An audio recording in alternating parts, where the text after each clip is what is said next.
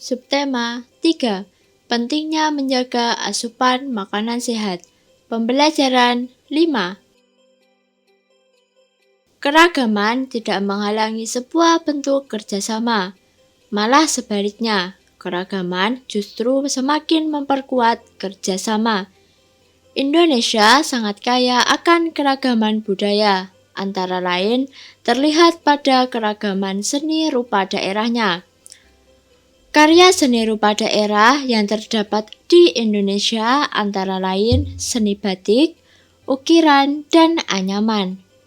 Karya seni rupa di setiap daerah memiliki ciri khas masing-masing yang dipengaruhi oleh kreativitas seniman yang membuatnya.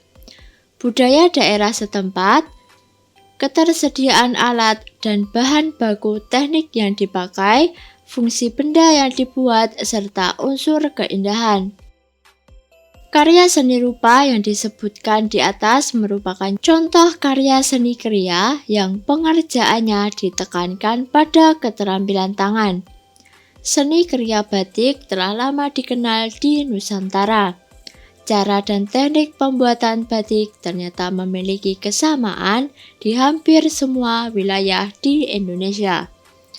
Yang membedakan adalah pada penggunaan warna serta motif batik tersebut. Alat serta bahan yang dipergunakan untuk membuat batik adalah canting. Canting merupakan alat yang digunakan menulis dengan menggunakan lilin untuk membuat motif-motif hias yang diinginkan. Canting terbuat dari tembaga, sifatnya ringan, mudah lentur dan kuat meski tipis. Bagian-bagian dari canting yaitu gagang terong, nyamplung, dan carat atau cucuk. Ada banyak sekali jenis canting yang bisa digunakan. Masing-masing jenis tersebut memiliki fungsi yang berbeda. Ada yang berfungsi sebagai pembentuk bola, berfungsi sebagai isen, atau yang lainnya. Wajan dan kompor kecil. Wajan dan kompor berfungsi untuk proses mencairkan lilin. Selain kompor, biasanya juga menggunakan pemanas lain berupa anglo. Kompor kecil ini biasanya terdapat setelan yang bisa digunakan untuk mengontrol besar kecilnya api. Pada umumnya, para perajin biasanya menggunakan jenis kompor minyak biasa. Gawangan. Gawangan atau tiang penyangga untuk membentangkan kain, terbuat dari bambu atau kayu. Gawangan berfungsi untuk menyandarkan kain yang akan dibuat batik. Untuk para pembatik zaman dulu, biasanya memiliki gawangan yang diberi motif hiasan pada bagian atasnya.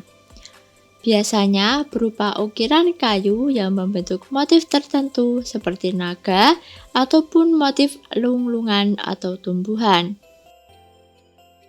Dingklek. Dingklek atau kursi kecil ini merupakan alas tempat duduk para pembatik. Dingklek merupakan kursi kecil terbuat dari kayu, plastik, atau apapun sebagai tempat duduk perajin. Biasanya, memang proses menggambar batik tulis dilakukan dengan cara duduk di bawah. Tidak dilakukan dengan berdiri sebagaimana yang dilakukan pengrajin saat membuat batik cap. Bahan membuat batik. Kain mori. Kain mori merupakan bahan utama untuk membuat batik tulis. Kain yang bisa digunakan untuk bahan batik tentunya adalah kain yang mudah menyerap zat-zat pewarna batik. Untuk bahan batik tulis juga menggunakan kain kapas grey, kain rayon, kain kapas, dan bisa juga menggunakan kain sutera. Malam atau lilin. Malam atau lilin batik berfungsi untuk penahan warna pada batik sehingga bisa memunculkan pola. Ada beberapa jenis malam yang bisa digunakan untuk membatik. Di antaranya adalah malam kelowong, malam tembok, dan malam bironi. Malam kelowong digunakan untuk ngelowongi, malam tembok digunakan untuk nemboki atau ngeblok atau mengisi bidang yang luas pada sebuah pola. Sedangkan malam bironi digunakan untuk menutupi warna biru serta isen-isen. Zat pewarna.